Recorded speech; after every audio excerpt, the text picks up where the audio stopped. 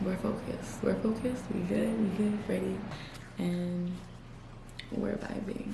Happy Sunday, friends. I thought about this a lot. A lot of people have been asking me, when am I bringing back Self-Care Sunday? When am I going to have another group? And it just really hasn't been at the top of my priority list to get into Self-Care Sunday. Self-Care Sunday is a program, I guess you could say, that I started in the midst of quarantine, May 2020. I got two of my close group of friends and kind of brought everyone together to discuss topics every week. We did it for 5 weeks. There were things that, I utilized in my process of healing and self-love. I was really going through a traumatic time, and these thoughts just came to me, and I just kind of planned out an entire program out of healing, I guess. I truly love Self-Care Sunday. I love how it came to fruition. I love the people that I first shared it with, and how everyone has just been so supportive of Self-Care Sunday. Instead of hosting groups of Self-Care Sunday, I decided that there are 5 Sundays in January. There are 5 segments, topics of Self-Care Sunday. So each and every Sunday in January, I'm just going to go ahead and post the next topic. As you can see from the title of this video, the very first topic, mindfulness. So what is mindfulness? The dictionary definition of mindfulness is the quality or state of being conscious or aware of something. In layman's terms, it's just being presently aware, being conscious of the things that you are saying and doing, being present in this moment, and just using your consciousness to the forefront as opposed to thinking and living subconsciously. Subconsciously being, your autopilot. But at the very beginning of my journey, I have definitely used the phrase resetting my autopilot a lot. And it really takes the practice of mindfulness to be able to reset your autopilot. And again, what is your autopilot? Just the things that we do on an everyday basis without even thinking of it. Waking up in the morning and grabbing your phone and going straight on Instagram.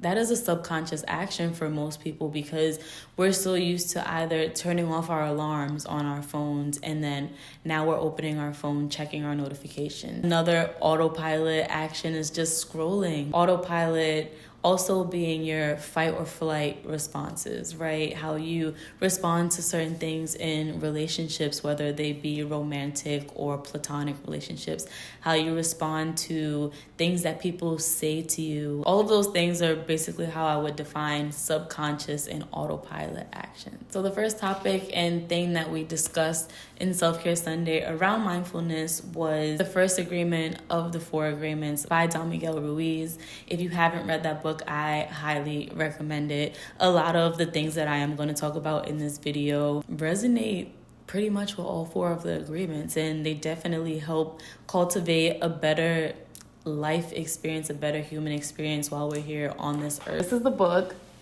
4 Agreements. It is a great book, let me tell you. All of the things that really go into mindfulness are in that book. Those 4 agreements would definitely help you, see life differently, live life differently. So I stand by that book. And it's a very short, easy read. You can read a chapter a day. It's a very easy read.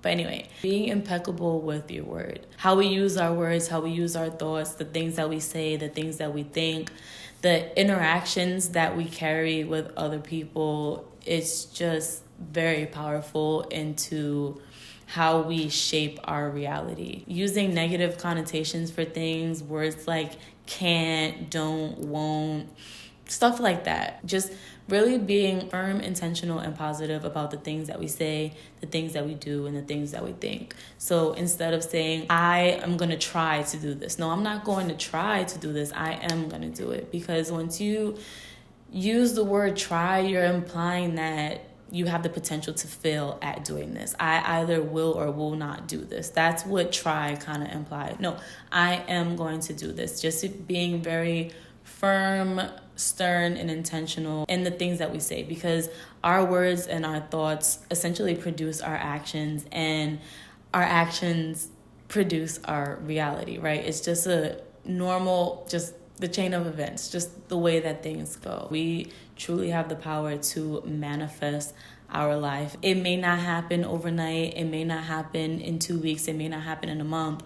But the energy that you carry in your words and your thoughts is essentially the energy that you're going to produce into your reality. The more that you think these things, positive and negative, because a lot of us are living in negative manifestation. We also have the tendency to manifest negative reality. We're thinking, something bad's going to happen, something bad's going to happen. And that energy that you're carrying with those negative feelings, that tense fear and anxiety, you're 9 times out of 10 gonna manifest that into your reality. So just being very impeccable with knowing that your words carry weight, knowing that even the power that you have to affect someone else's day, not even just being impeccable with your word in terms of manifesting your reality, just knowing that you have the power to say something that can pierce someone else so severely, whether it be a positive or a negative way, and just not using that as ammunition, because a lot of the times, a lot of people can be very sharp with the tongue. I know that is one thing that I have worked on very much. I was a person who would use my words for battle. Like, I will go for the jugular if I was upset, if I was hurt about something, and just not even realizing that what I was saying held so much power and weight that it truly would accomplish what I was looking to accomplish sometimes. Definitely not bragging about that, but more so being intentional from a positive respect of what it is that you're saying and the energy that you're bringing out into the world, the energy that you're bringing and manifesting into your reality. And something that goes into the power of our thoughts also being the information that we consume. When you first wake up in the morning, before you go to bed, and even throughout your day, you can be in a great mood, wake up, not have anything really on your mind. You can see something negative, and now the rest of your day is thrown off. You literally have the ability to manage your social media feeds. You have the ability to manage and control your interactions with people, the people that you talk to, the people that you surround yourself with, the energy that you invite into your life. Those are all things to be very mindful of, because they are also things that directly affect you and your well-being. By having control over your thoughts, have you ever noticed that when you're in a relationship, or if you see a couple, that you kind of start acting like the person, or talking like the person, or you guys start looking alike? Things in the people and whatever you're around, the energy just starts to kind of attach onto you. So be a little more mindful of the energy that you're inviting into your space, because you become the things that you see. You become the things that you listen to. You become the things that you say, the things that you watch, the things that you think. So the next thing that I want to talk about is perspective. I think all of these things are actually very important when it comes to mindfulness, but perspective has to be one of the less acknowledged parts of mindfulness, I would say. I think when people think of mindfulness, you think, your words and your thoughts and your actions and, being present, all the things that I previously said. But perspective is equally as important when it comes to being mindful. For example, I got my dog as an emotional support animal. I have experienced anxiety and depression, and apparently having an animal is a good aid for that. He's doing a lot right now. Hello? What's going on? So apparently having an animal is some form of emotional support, and that's what I was striving for when I got him. I had just moved to a new state by myself. I figured, let me have this animal, something that I can love on and care for and just be present with, right? He was a puppy when I got him. So at first, And even very recently, it wasn't until very recently I came to this realization and my mom confirmed it for me. But I would get so agitated and aggravated with him very easily and very often. And I remember I was saying to my mom, like, he is doing the opposite of what I got him for. Like, he's supposed to be helping me with my anxiety, and all he's doing is adding to it by, not listening, tearing things up around the house, just always in my face. Like, always in my face. And I just really had to take a moment. And just one day I was just looking at him and I just admired his curiosity. He thinks in the present moment. He can be busy playing with a toy and I can get up and grab my keys, and now the toy doesn't matter anymore. What matters is the fact that I'm walking to the door with my keys and how I'm about to leave. I admire that. And when I started to notice that and how present he is in every moment, like even when he does something bad, right? He knows when he does something bad because he gives himself away every time. I could not even know that he did anything, and I'll come around and now his tail is between his legs, his ears are down, and he's just like, oh my God, don't look at me, I'm sorry, I know I did it, but I'm sorry. And then he will go ahead and do it again, like, because he is just so present in the moment that he's not thinking about, okay, this is bad and this is going to get me in trouble. All he cares is that, wow, these shoelaces look so good right now and I'm just going to tear them up because they're staring at me and they want to play. Like, that's what his mind is thinking, and that's where he's at. And that is the most important thing to him in the moment. So when I changed my perspective on how I was looking at him, and instead of looking at him as like a nuisance or, oh my God, you're adding to my anxiety, you're making me so stressed, and then just sort of having an appreciation for like, damn, you really live life in the moment. And I was just like, okay, how I use him as my emotional support is when I feel all over the place, now I can like be with him. I can pet him, I can hold him, I can love him, I can watch him, I can observe him. And just observing him helps me reel it back in a little bit. So that's one thing on perspective. Another thing that I will say on perspective is being mindful of like partying and going on vacation, right? A lot of people party and go on vacation to escape their realities. I'm on vacation. I don't want to deal with this job anymore. I'm off for the whole week. Nobody sent me an email. I'm unplugging. Like, I don't really care what's going on at home. I'm on vacation. And all of that stuff that you just said, deuces too, is sitting there piling up at home waiting for you. So I love to go on vacation, being grateful for that. This is where I am.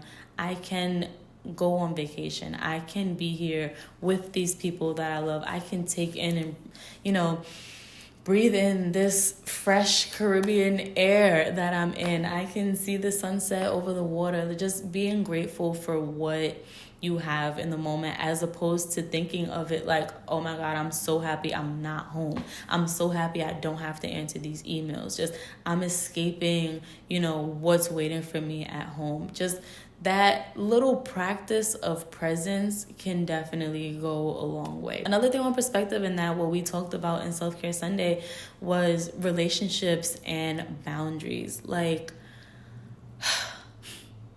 relationships and boundaries are definitely something that you need to have perspective in, and be very mindful of your perspective of this relationship and this boundary that you're setting. But whether it's an intimate romantic relationship or a platonic friendship, it's very important to be mindful of, how does this other person make me feel? How do I make this other person feel? Any relationship definitely should have boundaries. We all have things that we don't like, that we're not willing to deal with, but sometimes bend a little bit when it comes to people that we love. So just being very mindful on what it is that we're bending on. Like, are we bending and caving on things that are very important to us, that go against our values and our ethics, and just like, what is important to us?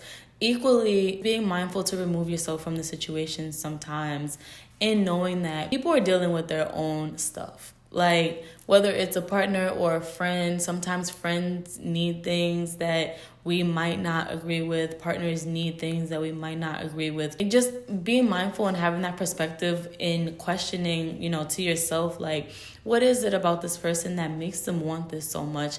And what is it about me that makes me so stern and strong on the fact that I can't provide this person what they need, or I'm unwilling to provide this person what they want. Another 2 of the 4 agreements: don't make assumptions and do not assume. So a lot of the times people are just projecting what they're going through personally in their previous and past experiences into their current situations. Everyone does it. Oftentimes we project how we feel about something onto someone else. And a lot of the times we get ourselves all bent up out of shape about something that we either do not have any control over or something that is a mere assumption. Everything isn't always about you, and we tend to always make every situation about us. Kind of have some perspective. The last and final thing that I do want to talk about in terms of mindfulness is presence. Everything that you can to remain present in each and every moment has the power to unfold things into your future. And I know that sounds a little weird because oftentimes we're always planning the next thing. We're always living life 10 steps ahead because we want to get to this place. But if you give your full attention to what you're doing in the moment, you would realize that the output of what you're doing right now directly affects the goal that you have for it in the future. How can you complete something at your best if you're not giving it your full attention and your mind is going and you're thinking on so many things at once? It's not impossible. Just think of the outcome and the output that you would get for being totally present and focused in the current thing that you're doing. That just also goes into things that are very anxiety inducing. Anxiety is driven by fear of the unknown, fear of not knowing what's going to happen in the future. Anxiety is future driven. We're usually anxious about things that we think may or may not happen in the future. One thing that I did learn in therapy is the 5-4-3-2-1 method. I don't know if there's a one, but basically when you're having any anxious moment or you're having trouble remaining present, point out 5 things that you can see right now. Find 4 things that you can physically touch. Identify 3 things that you can hear. Find 2 things that you can smell. And 1, if you can find a peppermint, a candy, or anything to taste and put into your mouth, those will activate and use your 5 senses to help bring you into the present moment. Now, the first time that I did this, it literally took me all the way down to 1 to come out of my panic attack. Honestly, I think I even got to 1 and I was like, I'm still panicking. So it definitely takes practice. It takes time, but you just really have to be mindful of what it is that you're looking for. You can't try to do this activity and you can't do mindful practices and still carry the fear and the panic. You really have to pay attention and be present. Me personally, I love music. I love Afro beats and Caribbean music. It helps just strike joy within me. It just makes me at peace. It just makes me want to dance and move my body. I'm just connecting with the music and the beats and the words. I am at my happiest when I'm listening to music that just makes me feel present. I have a playlist called Sounds for the Soul. So it's just a playlist that I'll throw on when I'm in a good mood, which I should probably start listening to it if I'm feeling a little off. But I usually listen to it when I'm already in a good mood and I'm like, oh, I need some more good energy. I just need to be here. I just need to be here. So I am here often, okay? It's just the joy and the presence and just thinking about how happy some people are when in your perspective that they have nothing, but to them they have everything that they need because they're living presently. They have their health, they have, clothes, food, their family, whatever it may be. They are identifying things that are meaningful to them in that present moment. And I love that. And that is definitely something that I have personally been practicing. So passing it along. to you. Another thing that goes into presence is having routines in place. So having a nice morning routine where, you roll out of bed, you just acknowledge the space and your beingness. Open your eyes, look outside, listen to the birds, whatever it may be. Just take a moment to yourself. Being mindful in terms of setting intentions for your day. Like, you don't even just have to set intentions for the new year, set intentions for the week. Like, literally set intentions for your day. That is a mindful practice that definitely can help shape your day. Really paying attention and being present in brushing your teeth, drinking a glass of water in the morning, washing your face, washing your body, just really being present, feeling the water on your skin, just having a debrief from entering the world around you, because there is so much energy and just so much going on in this world. Just any little moment of silence, or even if you want to listen to music, just any moment of presence and being can definitely make a difference. And even like before you go to bed, turn your phone off an hour before you go to bed and spend some time, cleaning up, reading a book, like really getting yourself into a state where you're getting ready to go to bed. I take pride in my nighttime routines, my morning routines. Like, I give myself 2 hours every morning.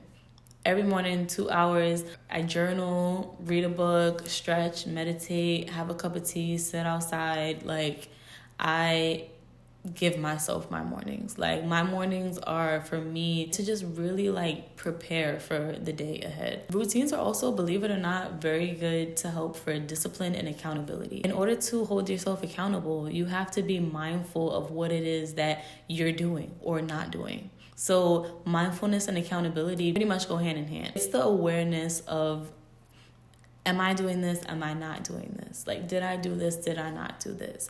Discipline and routines, like getting yourself into a rhythm. I'm tired. I just want to go to bed. Like, no, let me get up. Let me wash my face. Let me do what I have to do and get in this bed and prepare for my next day. Mindfulness is literally the key. And that's literally why that's the first thing that I want to talk about, because being mindful is an act of self-love. It is an act of self-care. You're caring for your space. You're caring for your being. You're caring for the energy that you're putting out and the reality that you're manifesting. Like, that is self-care right there. Like, that's just, we're done. No more. Bye. Well, that's pretty much it. Just a quick recap, right? Mindfulness is being presently aware in the current moment of what you're doing, what you're saying, what you're thinking, right? Be impeccable with your word, knowing that your words and your thoughts carry so much power into your reality, that you have the power to manifest positive or negative realities. 2, perspective. Being mindful on how we see things, how we react to things and people around us. Taking things personally, making assumptions, allowing things to latch onto you throughout your day. And 3, presence. Practice being presently aware. There are so many different mindful practices that you can implement into your day, whether it be stretching, yoga, meditation, the 5-4-3-2-1 method, journaling. Oh my God, journaling is big. I should have been mentioned journaling. Like, definitely journal. If you journal every morning and as soon as you wake up and clear your mind for the day, so you're not going into the day heavy, that is huge. And implementing routines, practicing discipline and accountability, all acts of self-care. So I thank you guys for joining me. Hopefully you got something out of this. If you do want to carry on a conversation, you can drop some comments down in the comment. Feel free to reach out to me personally if there's anything that you do want to talk about. But until then, I will see you next Sunday for next week's topic. I'm not going to tell you what it is. You're just going to have to come back and see for yourself. So have a good night. Bye.